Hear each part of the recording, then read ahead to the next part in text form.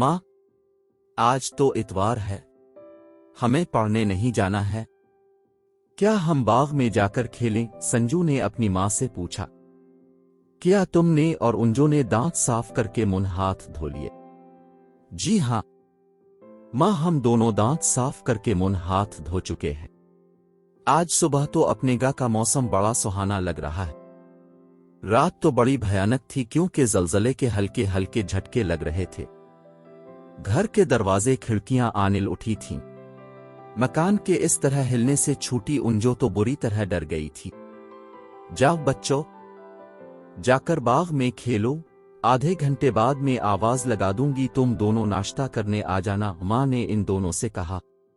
माँ, आज नाश्ते में क्या बनाओगी? बेटी, आज नाश्ते में उबले चने हैं, साथ में गाय का दूध भी है।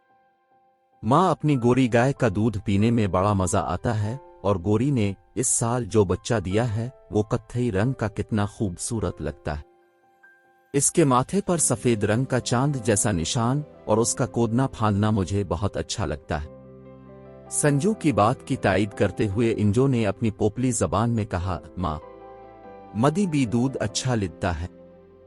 तुम दोनों बाग में जाकर धूम मस्ती मत करना, सब बच्चों के साथ मिलजुल कर खेलना। माँ ने तंबी की। ठीक है माँ, हम दोनों जा रहे हैं, बाय बाय, संजू ने कहा। बाग में कई बच्चे पहले ही से मौजूद थे, जो रात के जलजले के झटकों में गिरे हुए आम के दरख्त से बातचीत कर रहे थे। इन बच्चों को खेलने से ज्यादा इस गिरे हुए आम के दरख्त से बातचीत करना अच्छा लग रहा था।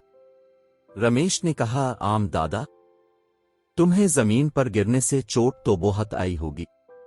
आम रुहासा है कर बोला, हाँ बच्चों, मुझे चोट तो बहुत आई है, मेरी कई शाखें टूट गई हैं, लेकिन मैं हिम्मत नहीं हार रहा हूं। आम दादा, तुम तो बहुत बहादुर थे, तुम जलजले के झटकों से लड़ क्यों नहीं पाए? संजू ने पूछा। प्यारे बच्चे, मैं लड़ता कैसे? मेरे अर्ध गिर्द कारखाने और फैक्ट्रियां खोलकर उनके जहरीले धुएं से मेरी हरियाली को खत्म कर दिया गया है, और साथ ही मेरी जड़ के आसपास गांव वालों ने पीली मिट्टी खोद खोद कर खोखला जो कर दिया है। इस वजह से मेरी ताकत कम हो गई है। अगर किसी के पैरों को कमजोर कर दिया जाए तो वो कैसे चलेगा और खड़ा हो पाएगा? मेरे गिरने से कई परिंदों के घोंसले भी गिर गए, बेचारों के अंडे और कुछ के बुई भी दबकर मर गए। ये सब इंसानों की वजह से हुआ, आम दीदा ने संजू से कहा। सब बच्चे टूटे हुए घोंसलों को देखने लगते हैं। घोंसलों और मरे हुए बच्चों को देखकर बच्चे अफसोस करते हैं।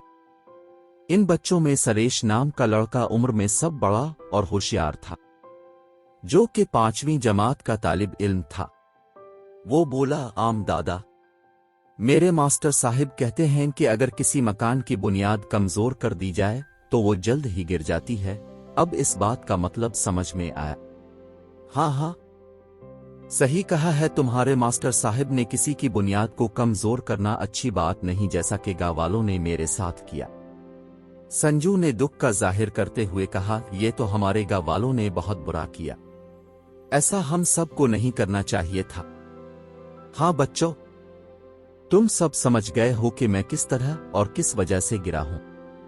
अब कोशिश करना कि मेरे किसी भाई की हरियाली खत्म ना होने पाए, और ना ही मेरी जड़ों के आसपास जिस तरह मिट्टी खोदी गई है, मेरे दूसरे दरख्त भाइयों की बुनियादों को कमजोर मत होने देना। अगर ऐसा हुआ तो दुनिया में दरख्त खत्म होने लगेंगे, जिससे ताज़ा और साफ हवा मिलनी मुश्किल हो जाएगी।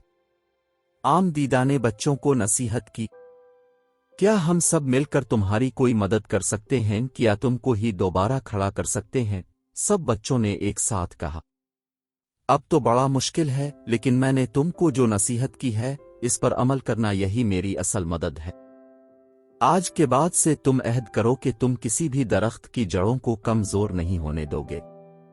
आम दादा की बात सुनकर सब बच्चों ने वादा किया कि आज से हम हर दरख्त की हिफाजत करेंगे।